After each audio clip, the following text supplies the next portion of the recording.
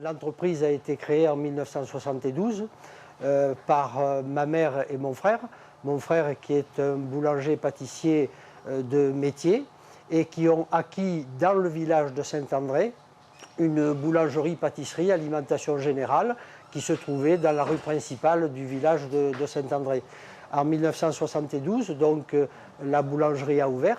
C'était une entreprise destinée à la vente au détail des produits traditionnels de boulangerie, pâtisserie, alimentation générale et à l'ensemble des habitants de la ville, du village de Saint-André. Donc c'était une production qui était destinée à la consommation des ménages et de la vente au détail. Et en l'an 2000, nous nous sommes dit que la restauration de qualité n'avait pas le produit pain qui correspondait à l'ensemble des autres prestations qu'elle pouvait fournir. Et à l'époque, le pain qui était servi dans ces établissements, eh bien, c'était la baguette coupée, et donc ça n'était pas tout à fait cohérent avec le reste des prestations. Et nous avons eu l'idée de créer la collection Pain Petit Four. Nos principes de fabrication qui sont très qualitatifs parce que nous respectons des processus artisanaux de fabrication. Et par contre, ce que nous avons voulu apporter, c'est la modernité, de façon à ce que les chefs puissent, à partir d'un produit qu'ils aient disponible, d'un produit de qualité qu'ils aient disponible dans leur congélateur, qu'ils puissent le proposer à leurs clients, finir de le cuire juste avant le service, et à partir de là, ils avaient quelque chose qui était vraiment de très très bonne qualité à proposer à leur clientèle. En 2002, nous avons présenté pour la première fois nos produits aux professionnels de la restauration. Notre modèle économique a de nouveau évolué, puisque au lieu de nous adresser à la consommation des ménages, soit en direct, soit par l'intermédiaire de revendeurs, nous nous sommes adressés dorénavant à la restauration hors foyer, qui est devenue notre clientèle privilégiée. La dernière étape, nous sommes en train de la vivre, puisque un nouveau associé majoritaire est arrivé dans l'entreprise depuis le mois de juin, et que le développement va continuer à se faire au travers de l'activité région et France, mais aussi à l'international. Et donc nous sommes passés de la boulangerie de quartier dans le village de Saint-André à une commercialisation de nos produits à l'échelon, je dirais aujourd'hui, international, puisque nous avons déjà des clients à Dubaï, nous avons des clients aux États-Unis, nous avons des clients à Singapour, donc maintenant même depuis quelque temps en Europe du Nord. Donc vous voyez, nos produits se retrouvent sur toutes les tables de la planète. Et c'est notre nouvel associé, M. Paul Lepoutre, que vous aurez certainement l'occasion de rencontrer tout à l'heure, qui va continuer à écrire le chapitre supplémentaire de notre société.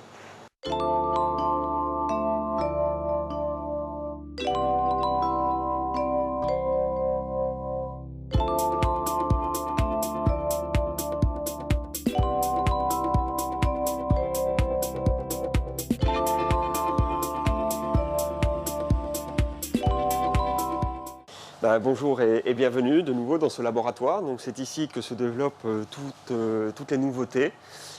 C'est ici que se font tous les tests de produits que l'on va soit inventer par nos propres moyens, soit en regardant un petit peu ce qui se passe sur le marché, les évolutions de produits, et notamment dans les marchés à l'export, où il y a des choses très intéressantes aussi également à faire. Donc là, actuellement, on était sur un développement d'un produit qui vient d'Espagne. Parce que je revenais d'Espagne et on nous a montré un produit qui s'appelle le pain de cristal. Et donc on essaye de voir comment on pourrait le développer en interne ici. Donc voilà, ça se fait dans ce laboratoire où on a Jean-Christophe Citerne qui est le responsable, qui est celui qui a ce don de mettre au point les recettes.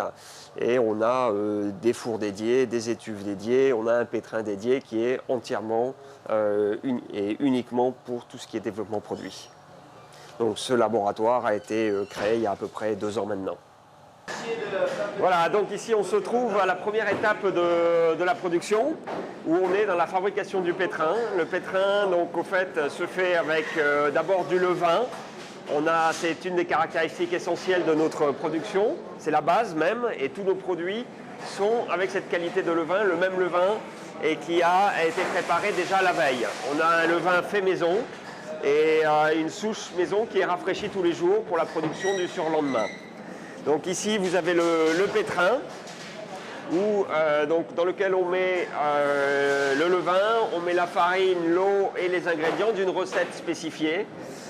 Tout est avec un automate en fonction de la recette que l'on a du jour ou de la fournée.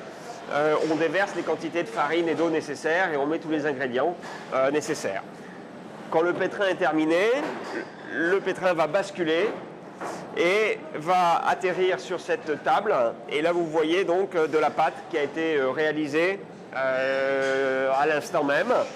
Cette pâte, on a à peu près 200 kg. Là, on arrive sur les derniers pâtons où on sépare la grosse masse d'à peu près 180 ou 200 kg en pâtons de 7 à 8 kg que l'on va mettre dans les bacs. Donc là, voilà, par exemple, il nous en découpe un. Voilà. Et ce sont des pâtons que l'on met comme ça dans les bacs pour pouvoir passer après ça en étui et faire le pointage en masse de façon plus facile. Plutôt que d'avoir une grosse masse de 200 kg, c'est plus facile sur des petites masses de cette taille-là. Une fois cette opération réalisée, donc on va passer aux étuves et là, pour le pointage en masse, qui va durer entre 3 et 5 heures. C'est une phase très très importante de la fabrication.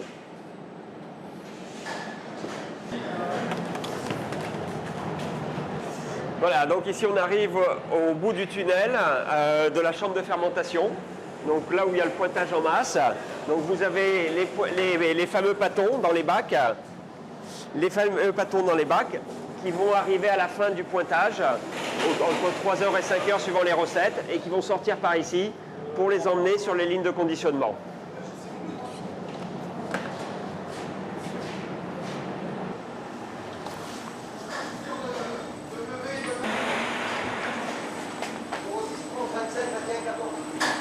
Voilà, et là on se trouve donc au début de la ligne de conditionnement où donc les pâtons arrivent juste derrière vous et on les place, on les enlève des bacs pour les placer sur cette table de travail et au fur et à mesure ils vont être placés sur le tapis qui va monter la pâte pour la remplir une trémie qui se trouve juste au-dessus.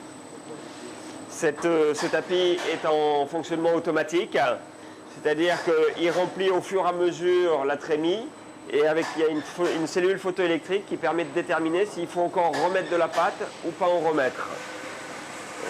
Voilà, donc ici on est sur le début de la machine. C'est une ligne de conditionnement qui fait une vingtaine de mètres. Vous avez la pâte qui arrive par le tapis, comme je disais tout à l'heure, et qui va tomber dans la trémie. C'est une trémie qui permet de petit à petit à ce que la pâte soit en continu et elle se remplit automatiquement avec une cellule photoélectrique qui indique si la trémie est pleine ou pas pleine et qui arrête le tapis. La pâte, quand elle est dans la trémie, petit à petit elle va arriver sur le tapis et là on a toute une phase pour aplatir la pâte sans casser les réseaux et bien la répartir sur le tapis pour qu'elle ait la dimension en largeur et qu'il y ait une continuité en longueur de la pâte. C'est comme quand vous faites la pâte à la maison, que vous roulez votre pâte. Ben là, on a 5 étapes de rouleau qui vont un peu dans tous les sens pour que la pâte soit la mieux répartie possible sur le tapis sans casser les réseaux qui ont été réalisés lors de la fermentation. C'est pour ça qu'on est sur un processus très lent et que le tapis va très très lentement puisque la pâte, il ne faut pas casser tous ces réseaux-là.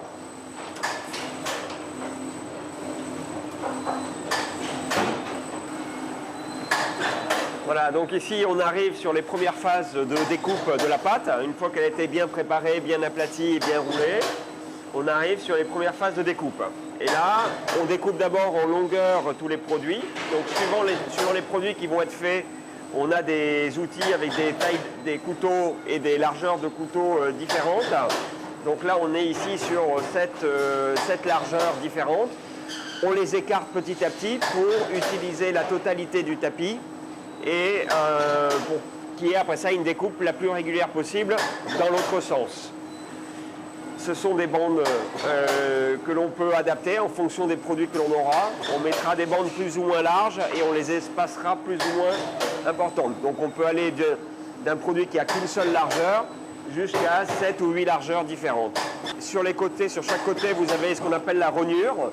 Ce sont les parties qui ne sont pas régulières, qu'on écarte et qu'on récupère dans un bac pour ensuite la réutiliser en début de fabrication. Donc on ne perd strictement aucun gramme de pâte dans la fabrication. Tout est remis jusqu'au bout au départ.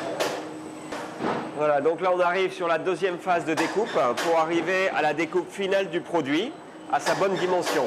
Donc on a d'abord découpé dans sa longueur et là maintenant on fait en largeur, on fait les dimensions. Donc vous avez pareil des découpes et qui vont plus ou moins vite pour couper plus ou moins près en fonction des produits. Là on est sur des petits produits, on a encore des tout petits produits où la découpe se fait tous les centimètres. Ici nous arrivons en fin de ligne automatisée où tous les pains donc, ont été coupés à leur bonne dimension. Ils arrivent sur un tapis qui va à une vitesse un peu différente pour les écarter, pour qu'ils puissent être sur une plaque au bon écartement. C'est un tapis qui se rétracte automatiquement. Quand vous avez le petit pain qui arrive en bout de tapis ici, il y a une cellule photoélectrique, on met une plaque en dessous et la cellule va arriver ici en bout de ligne. La cellule le détecte et fait rétracter tout le tapis pour pouvoir déposer sur la plaque les produits ainsi découpés. Voilà, alors ici donc on a des produits qui sont soit terminés, c'est-à-dire qu'ils n'ont plus besoin d'avoir d'autres passages de production et on peut les mettre directement en étuve pour faire l'après du produit, c'est-à-dire la dernière pousse avant la cuisson.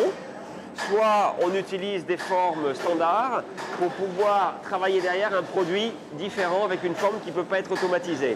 Et là on va voir un petit peu une fabrication spéciale qui est un façonnage complètement manuel.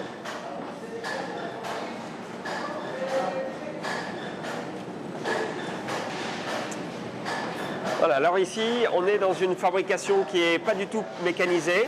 C'est pas passé du tout sur la ligne de fabrication qu'on a vue. Là, on a fait des abaisses. On a deux abaisses qui sont sur des plaques de 60 par 80. On les badigeonne d'eau chacune d'un côté pour les coller l'une à l'autre. Puis ensuite, on les découpe.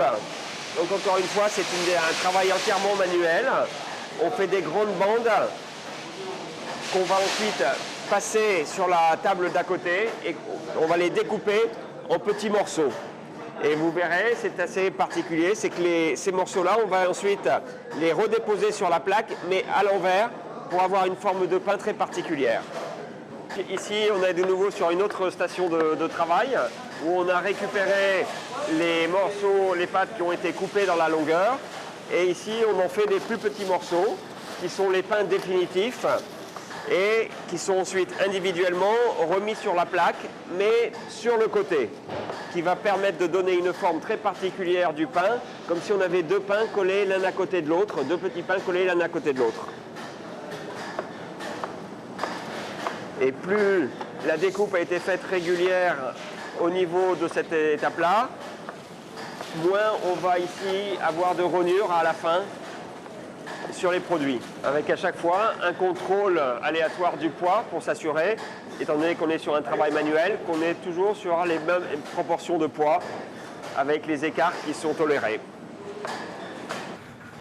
Voilà, alors actuellement il est en train de mettre les produits qui ont été terminés, aussi bien façonnés manuellement que à la machine, dans la dernière phase de pousse, ce qu'on appelle l'après. Ça rentre dans des étuves. Et ça va y rester à peu près entre 2 et 3 heures suivant les produits, suivant la taille et suivant les recettes que l'on a. Donc là, il rentre au fur et à mesure. Et comme pour le pointage en masse, on a la sortie de l'autre côté. Donc c'est des tunnels avec un côté entrée, un côté sortie. Et au fur et à mesure, les produits restent le temps nécessaire. Ces étuves sont avec des températures contrôlées et une humidité contrôlée également. Alors ici, nous arrivons de l'autre côté des étuves, donc on arrive en phase finale de l'après, au bout des 2 ou 3 heures, suivant les produits. Et on va faire sortir à un moment donné les produits, donc que vous avez là, qui ont poussé. Et ils vont être derrière, soit scarifiés, suivant les produits, soit fait la forme des épis, où la découpe se fait là-bas. Donc on va pouvoir voir, ben voilà, une sortie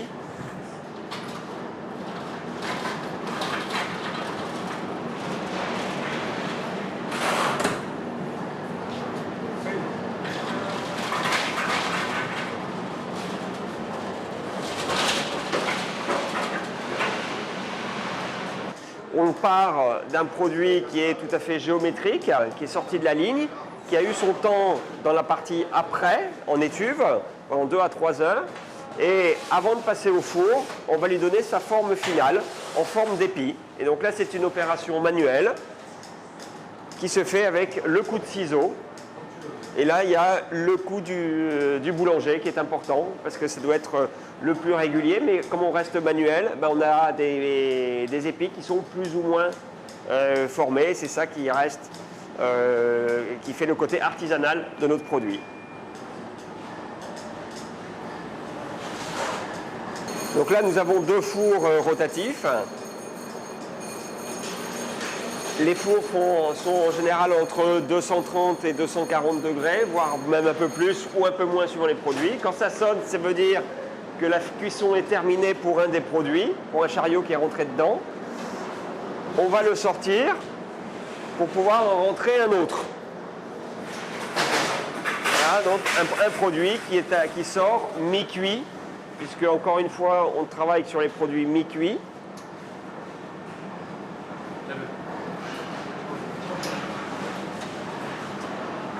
Et le but d'un produit mi-cuit, pour savoir s'il est bien mi-cuit, c'est qu'à cœur, on doit avoir entre 80 et 90 degrés de température à cœur au niveau du produit. Donc voilà, là il a rentré un produit qui était prêt. Et il va mettre le timing nécessaire. Et en même temps qu'il fait démarrer, on a une injection aussi d'humidité à l'intérieur pour que le produit ne sèche pas.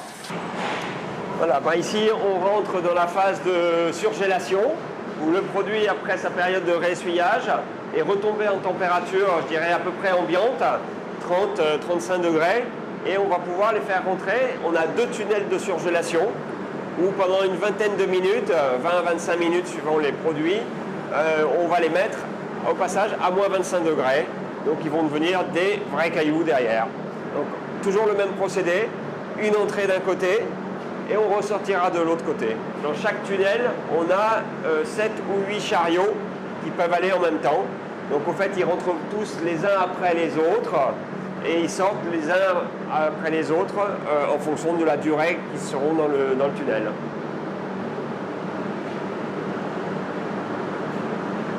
Les produits sortent directement de la chambre froide. On les amène ici avec le chariot et chaque plaque est déversée sur cette table où on a les personnes maintenant qui vont les compter et qui vont mettre X par carton. Les cartons ayant été préparés à l'avance avec les étiquettes et les plastiques correspondants. Donc c'est une opération qui est aujourd'hui entièrement manuelle, qui permet aussi un contrôle visuel pour les produits qui ne sont pas de bonne qualité en termes de taille ou parce qu'ils ont été collés l'un à l'autre pendant la cuisson ou pendant la congélation. Et donc, on est en train de les faire les tris. On fait un tri et on met de côté tous les produits qui ne sont pas conformes à notre qualité. Tous ces produits ensuite sont récupérés par un fermier local qui l'utilise pour la nourriture de ses animaux. Et donc tous les jours, il vient chercher les rebuts. Cette partie de conditionnement qui est manuelle, à partir de février, c'est le premier gros investissement de la nouvelle période de Midi-Pain. On aura une machine entièrement automatisée qui pourra faire ce travail, qui est un travail assez pénible, et surtout de pouvoir mettre les personnes sur d'autres postes de travail en vraie boulangerie.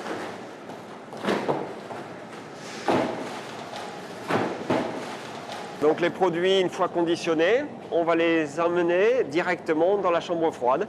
Donc on a 2 chambres froides ici dans l'entreprise, une de 150 mètres carrés dans laquelle nous allons rentrer et une autre plus petite de 50 mètres carrés qui se trouve juste derrière. Donc les produits arrivent sur palette et on les emmène directement dans la chambre froide. Donc là on va rentrer, il va faire un peu froid mais c'est pas grave. On a un premier sas pour éviter les déperditions de froid. Et donc ici, on va rentrer dans la partie où on est à moins 18 et c'est tout notre stock qui se trouve ici.